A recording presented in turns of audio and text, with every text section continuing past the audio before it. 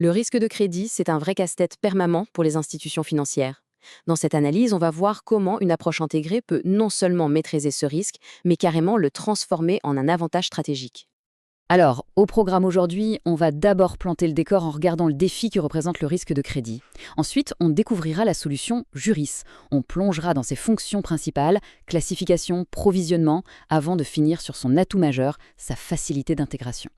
Allez, on commence par le commencement, le paysage réglementaire. Pour n'importe quelle banque, c'est un terrain de jeu extrêmement complexe, où la moindre erreur de conformité peut avoir des conséquences vraiment sérieuses. Voilà, la question a plusieurs milliards. Parce que, soyons clairs, mal maîtriser ce risque, ce n'est pas seulement une histoire de perte financière, c'est aussi s'exposer à des sanctions réglementaires et bien sûr nuire à sa réputation. Ce tableau illustre parfaitement la mécanique de précision exigée par des régulateurs comme la COBAC. Regardez bien la différence entre une créance impayée et une créance douteuse.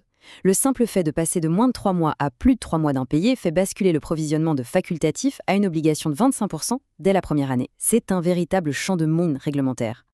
Et cette complexité réglementaire, elle amène toute une cascade de défis. Il ne suffit pas d'analyser chaque client, il faut aussi gérer des règles très pointues comme l'effet de contagion. Imaginez, un seul impayé sur un prêt peut obliger la banque à déclasser tous les autres prêts de ce même client, même ceux qui sont remboursés dans les temps.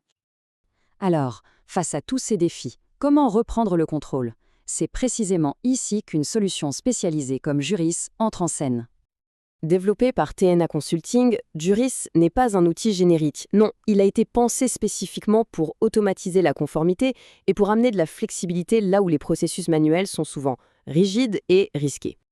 L'objectif, ce n'est donc pas seulement d'être en règle, ça va beaucoup plus loin. Il s'agit d'optimiser le recouvrement pour limiter les pertes et de donner une vision d'ensemble pour mieux anticiper les futurs impayés. Bref, on transforme la gestion du risque qui passe d'une contrainte à un véritable outil de pilotage.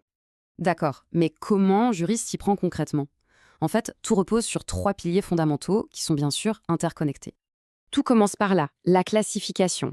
C'est la première étape et c'est la plus critique. Si une créance est mal classée au départ, toutes les actions qui suivent, que ce soit le provisionnement ou le recouvrement, seront faussées. Juris automatise cette étape cruciale.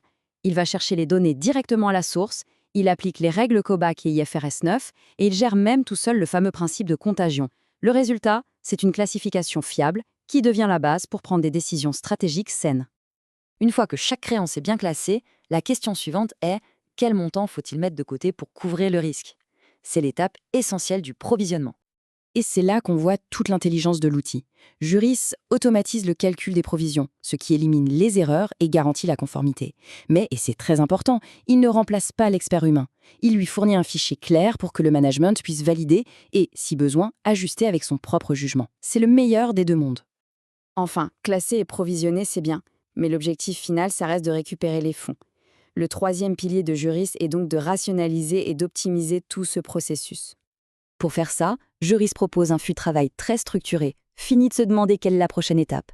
Le système guide chaque dossier, depuis les premières relances à l'amiable jusqu'aux procédures plus formelles, en s'assurant qu'aucune échéance n'est manquée et que chaque action est bien tracée. Ce n'est donc pas un simple outil de suivi, c'est un véritable centre de commandement pour le recouvrement. On y trouve des alertes automatiques, des tableaux de bord pour analyser la performance et une piste d'audit complète qui garantit une transparence totale. On a vu ce que Juris sait faire, mais sa plus grande force, c'est peut-être la manière dont il le fait. Parce qu'un outil, aussi puissant soit-il, ne sert à rien s'il reste isolé dans son coin. C'est pour ça que son intégration, c'est son avantage clé. Dès sa conception, Juris a été pensé pour être ouvert. L'idée est simple, il doit se connecter et communiquer parfaitement avec les systèmes qui sont déjà en place dans la banque. Et attention, ce ne sont pas des promesses en l'air, ce sont des intégrations qui ont fait leurs preuves. Que le cœur du système de la banque soit Amplitude, de Sopra, le très connu Temenos Transact ou un autre CBS, Juris est fait pour s'y brancher directement. Ça veut dire quoi? Pas de double saisie, des données toujours à jour et une seule source de vérité pour le risque.